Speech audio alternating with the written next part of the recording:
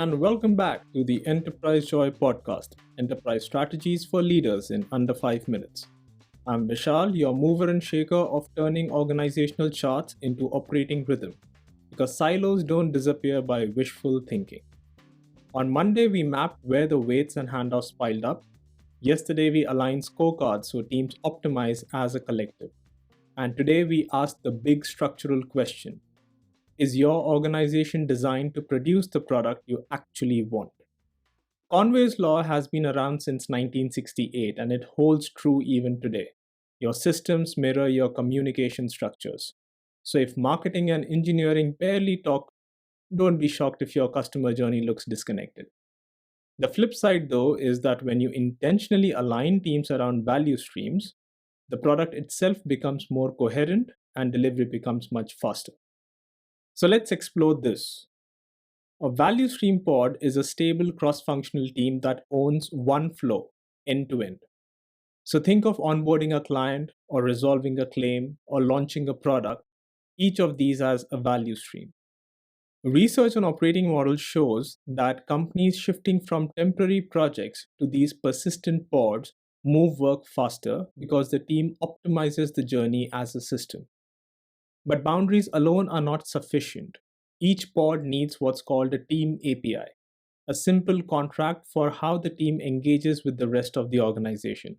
It spells out the purpose, the owned assets, the service expectations, the cadence, and the dependencies.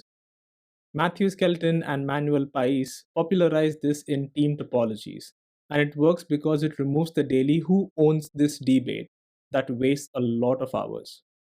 In fact, even a one-page team API made visible can substantially improve the system. Now, how do you know if your design is working? That's where metrics come in.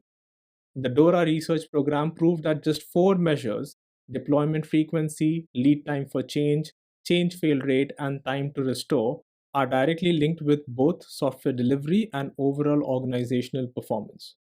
And Mick Kirsten's flow framework shows how at portfolio level, tracking flow time and distribution can tell leaders where the value is stuck. These are diagnostic lenses that reveal whether the system you have drawn on paper is actually moving in practice. And finally, not every team needs to be the same. Team topologies also reminds us that there are stream-aligned teams who own the value flow, platform teams who reduce cognitive load, and enabling teams who help with expertise like security or design systems.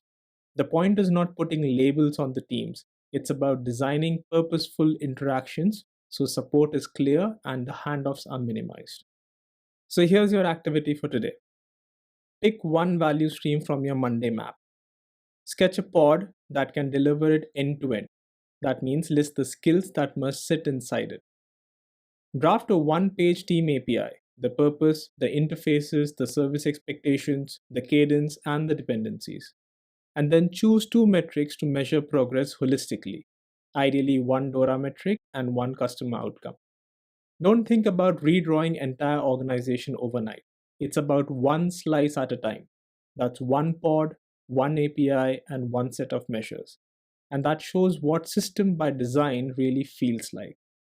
Tomorrow we'll move from structure to the experience, because no matter how elegant your pods and APIs look, people don't feel safe to speak up or span boundaries, silos will creep back. We'll explore psychological safety, rituals, and boundary spanning practices that make collaboration more rhythmic.